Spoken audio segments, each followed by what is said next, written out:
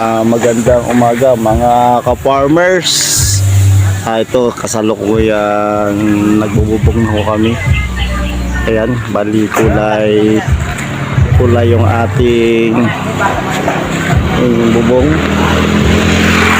Kulay pulaw siya. Ayan.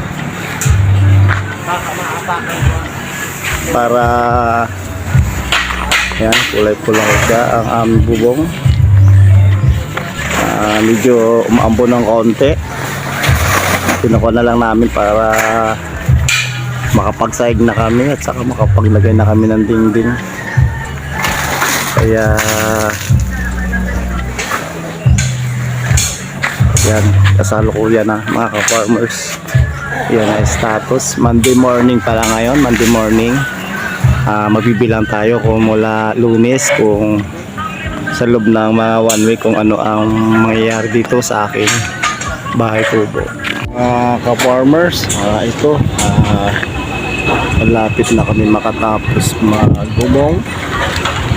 Yan yung pagbubong.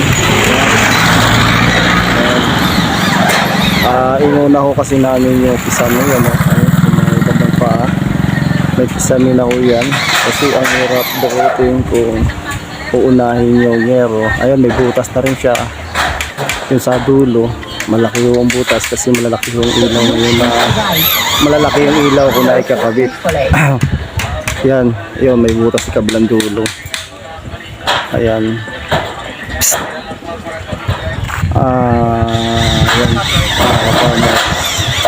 Yan, yan, siguro mga kalating oras lang matatapos na namin ito gagabi kung medyo paulan na ka-farmers. Kaya madalig na kami. Ayan, malakas pa kami, no? Ayun, no? Parang gusto pa kami agawan ng yero. Malakas yung hangin.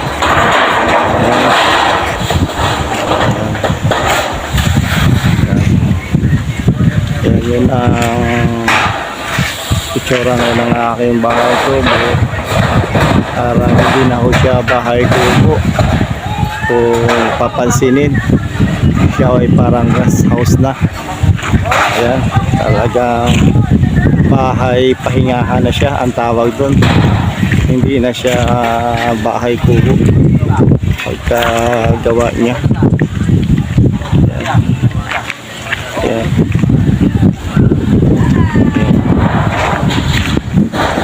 Tapos yun nilatag ko na rin o nilatagan ko na rin ang sawali o. Ayan. Ay ilatag na rin ako ng sawali yan. Inuna ko na rin kanina. Yun habang ang aking pamangkin na gumagawa ng sesame. Gumagawa yung sesame ang aking pamangkin. Ako naman yung gumawa ng ito. Kasi mahirap na trabaho rin. Kaya ay may na tulad nito. Ayan, napakaliit ang clearance. Yan, napakaliit ang clearance. So siya kaya gawin. Kailangan mauna ikabit yung sesame. At itong side na to sa harap, kailangan mauna siya ikabit. Yan. Kaya itong amakan. Ang kuno nito, amakan ho yung labas. Tapos mga plywood na ho yung double walling niya sa mga farmers, kasalukuyan pala. Ito na nagsasayag na pala kami ng plywood na 3/4, bali marin po siya. Yan, marin na plywood 3/4, medyo may kakapalan. Ito na ako ngayon, ito na yung side namin. Yan, yan ang side ko. Bali ito yung ginawa ko ngayon maghapon. Babakal pala ko itong trabaho. Yan, tapos naman yung kuya ko naman, ito naman yung ginagawa niya. Yan, yan yung mga design na yan. Yan yung design, yan. Yan. Yan yung mga design paikot sa terrace. Yan. Tapos dito. Yung akin naman pamangkin, nandito naman. Siya naman yung nasa taas. Yan.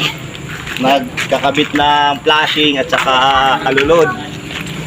Yan, nagkakabit ng flashing sa kalulod. Yan. Dito na siya ngayon sa kabilang side. Yan. Dito na siya, yan. Dito na siya sa kabilang side. Yan. Medyo hapon na. Yan. Flashing na ho yung kinakabit niya dyan. Yan, flashing. Yan. Mali Spanish flashing at saka Spanish cutter. Mali yun, mga pula-pula. Pula yung kulay ng kulay-pula yung aming buko. Yan. Yan ang design. Medyo yan yung design ng bubong namin. Yan. Yan. Yan siya.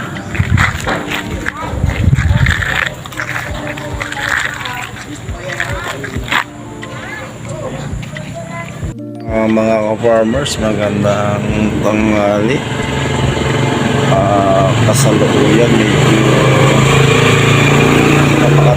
napakatingkad ng araw dyan sa labas. So yan, ang tingkad na araw sa labas, pero dahil nandito tayo sa ginagawa nating bahay kubo, plywood with kawayan, with tubular. Tapos nilagyan ko muna ng buyan habang time na magre-relax kasi masyadong mainit sa labas.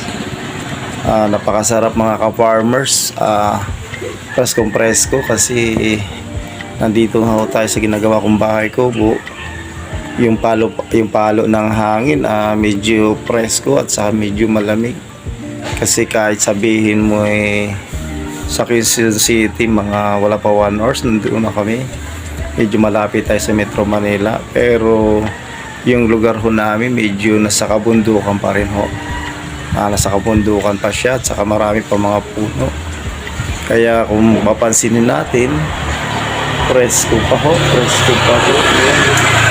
Paligid. Dahil sa marami pa ho tayo mga punong nakatayo. Tapos yan, may mga magandang view pa ho. Yan, may mga kabundukan pa ho dyan. Tapos yung mga kabundukan ho na yan yung mga kabundukan ho na yan puno pa na mga puno. Kaya kahit kainitan, presko pa ho. Presko pa. Kahit kainitan ang panahon. Kaya dito muna lang ho. Medyo nantok-antok pa ng konti. Time pa naman ng relax kasi medyo 1:30 pa lang. Hindi naman po tayo nag-aaraw. Sarili naman natin yung ginagawa ho natin. Saka ho dito habang kasi nandun lang ho kasi yung aking malit na hardware. Yun ang malit na hardware ko. Yan yung mga stockpile ko ng mga paninda ko, mga halublakang paggawaan ng halublaks. Yan. Habang naghihintay ho ako ng mag-order, nandito ako sa aking ginagawang bahay ko. Nag-iisip kung ano maging magandang detalye sa paggagawa ng kubo. At saka ako na rin ho gumagawa. May mga tauhan lang ho ako. Pinag-iisipan ko maigi ho kung ano ang kikaganda na ikalalabas ng aking bahay kubo. Kaya siguro ho itong bahay kubo baka mga 3 weeks pa bago matapos.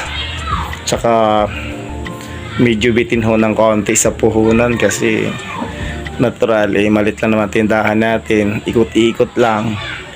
Tapos yung medyo ginawa ko kasing bahay kubo ho dito ngayon, sobrang laki ho.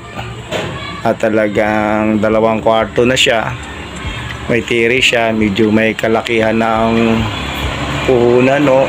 Talagang siguro medyo matagal-tagal ho to siya matapos kasi medyo bitmo tayo sa puhunan.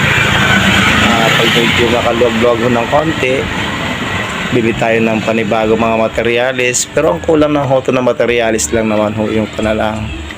Ang alam ko yung mga ilaw na lang at saka yung para sa mga pintora, yung mga plywood na kakabit nito at saka yung amakan mga ka-farmers kompleto na.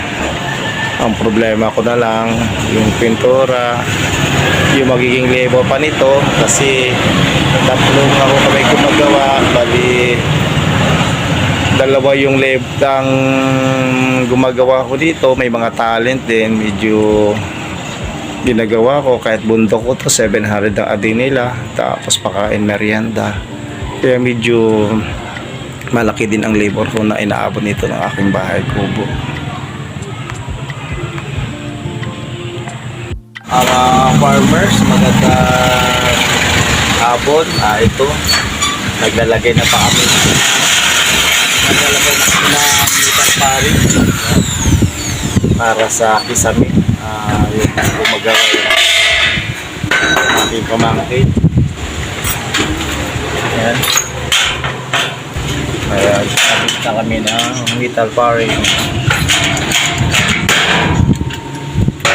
Tapos dito pala sa tapos na ho yung loob. Yan, kanina umaga yung ginawa niya. Yan. Medyo matibay ito mga farmers. Ngayon, kahit sa bitang farmers, oh, talagang matibay kasi ang ganda na pagkalagay ng brace niya, oh. Halos talagang ang tibay, oh. Ang tibay ng pagkagawa niya. Kasi yung brace nga, oh, na maganda pagkakabit, kabilaan mo ang brace, oh. Kaya kabilaan para walang lunduho yung ating kisame. Yan. Yan, mapapansin nyo. Kabilaan yung brace. Yan. Tapos doon sa mga giliran meron din ho. Yan. Yan sa babaw. Yan, yung mga brace ho yan. Talagang matibay ho ang pagkagawa. Medyo masinsin din ho yung pagkalagay ng ating mga metal paring. Ayan. Kaya bibili man ho tayo ng medyo mahal pero nasa quality naman ho. Tapos to naman yung ginagawa ko sa harap. Bali pantodis na ho ako.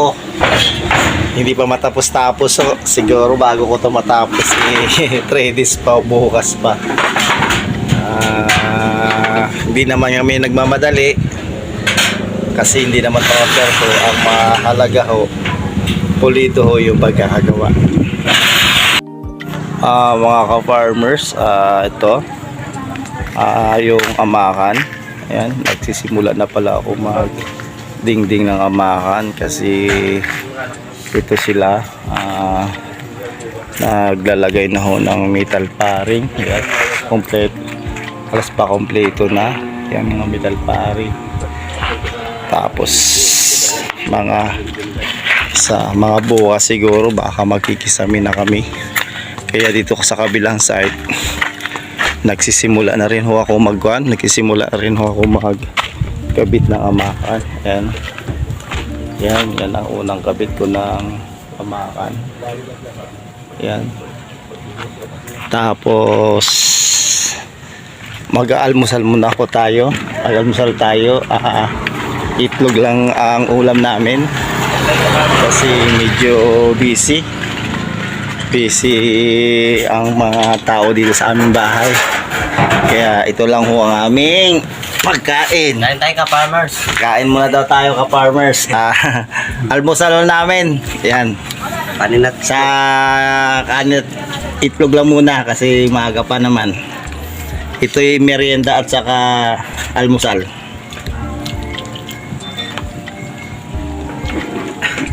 Kain tayo mga ka-farmers. Kain. Masarap yung almusal, itlog. Saka masarap kasi sa probinsya, ganito lang ulam sa mga probinsya. Magandang tanghali na mga ka-farmers. Ito yung update ng ating bahay ko ginagawa. Ayan, naayos na namin yung salamin. Tapos dito pala, ayan, ating mga pagkawang pamangking. Nawala yung aking kuya dahil nagsundo ng anak. Ito yung aking kapitbahay na nagwa-wiring, si Marvin. Ngayon, yung quality pala ho ng ating mga ginagamit na mga pang-ilaw, noong nakaraan sa Ice Hardware kami bumibili. Ngayon, nagbago kami ng branch. All Homes naman, sa doon sa Star Mall naman to. Star Mall naman namin binili. Kaya ibig sabihin ito mga quality ang aming mga ginagamit na mga ilaw. Yan. Tapos ngayon, dati hindi kami gumagamit ng flexible hose. Ngayon palalagyan ko na ng flexible hose para matibay na, kumbaga secure na yung ating bahay kubo, kasi itong bahay kubo na to medyo mahalan ito, medyo mahalan na aabutin. Pati yung ating wire ngayon na hindi na siya flat cord. Dating ginagamit nating mga wire, mga flat cord siya. Ngayon ito ginamitan na natin ng 14 na wire para medyo mas quality na siya, iwas sunog na siya. Kasi ang gagamiting ilaw ho dito ngayon, gagamitin natin ilaw ngayon dito, bali 14 peraso na ilaw. Medyo may karamihang ilaw na gagamitin natin ngayon dito. Magandang gabi mga ka-farmers. I-update ko lang sa inyo yung status ng aking bahay kubo. Bali kumbaga sa ginagawa ko na to, nasa 70% na ho siya. Ito may mga ilaw na ho siya. Ito pakisisilitin na natin, may dalawang ilaw siya na malalaki sa ibabaw. Yan, sa ibabaw na bubong niya. Tapos ito ho, bali ang ilaw ho nito, bali na sa 14 peraso ho. Yan. Yung mga nasa labas ho nito, mga 3 colors lahat ho yan. Kaya kung mapapansin ho natin, magkaibang kulay, may pula, may dim, may light at saka dim ulit doon. Bawat isang ilaw may kanya-kanyang switch, hindi siya magkakasama. Yan, may malaki tayong ilaw sa pinaka sala. Yan, malaking ilaw yan. Yan, medyo nag-overtime ho kami. Pero hindi naman ho to order, pero sabi nga wala naman kami gano'ng ginagawa, kaya overtime muna. Yan, bali may dalawang salamin pala ho siya dito. Pag aakyat nyo sa ito ho, yan, pag aakyat nyo ho dyan, ayan, medyo madumi ho kasi hindi pa naman malinis. Yan, may case ng Red Horse. Wala namang naman. Ayan, may dalawang salamin ho siya. Yan, may dalawang salamin siya na design. Ayan, wala pa ho siyang pintuan. Ito yung pintuan niya papuntang kusina sa pinaka hallway niya ho. Tapos tong area na ho to, may amakan din ho to, kasi hindi pa ho namin nalagyan. Ayan. Tapos ito ho, may design din siya ho dito na isang salamin ho. May design din ho siya dyan na isang salamin. Ayan, may kisame na ho, may mga kisame na ho yung ating banyan. Ayan, siguro ho mga kompa ho to, mga 2 weeks pa siguro to bago makumpleto natin. Yun, may mga switch tayo, 1 gang yan. Tapos may sakit dito, hindi pa pagkakabit, 3 pangho. Yan. Tapos dito yung isang kwarto, dito yung kanya pinakapintuan. Yan, dito ho, yan. Wala pa siya ho bintana. Ang bintana ko to ay sliding pa. Pinapagawa ko pa lang ho, hindi ko pa ho nakukuha. Yan. Yan, yung ilaw ho dito sa kwarto natin, bali dito siya 3 colors. Yan lang ho, isang kulay lang siya. Tapos, yan dito sa hallway, yan papuntang CR. Isang ilaw ho siya dito ulit. Yan, sa kabilang kwarto yan. Tapos dito, yan, may 3 ilaw ho tayo dito sa labas, sa kusina. Yan, dito sa dulo, yan. Mga 3 colors ho yan. Testing natin. Yan. Light. Warm. Yan. Tapos so, dito ho, dito sa lugar na to, magiging breaker ho natin. Magiging 2 ho. Ito ho yung para sa mga ilaw. Ito ho yung para sa aircon. Yan, maglalagay tayo ng 2 breaker ho dito. Hindi pa ho namin nakabit yung isang breaker ho para sa aircon. Kung babasihan ho natin dito, may nakaabang na plat tayong wire para sa aircon. Dito, itong lugar na to. Yan, kasi dito natin ilalagay sa area na to yung para sa aircon. Yan yung kanyang ilaw.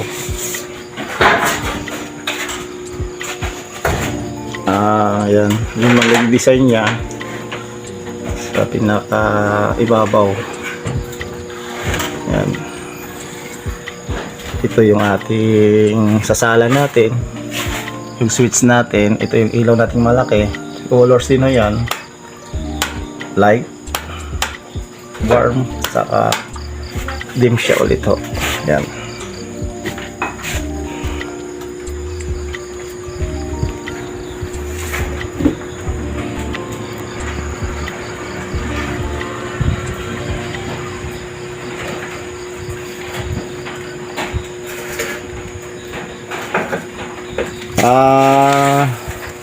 Paki-shoutout pala ho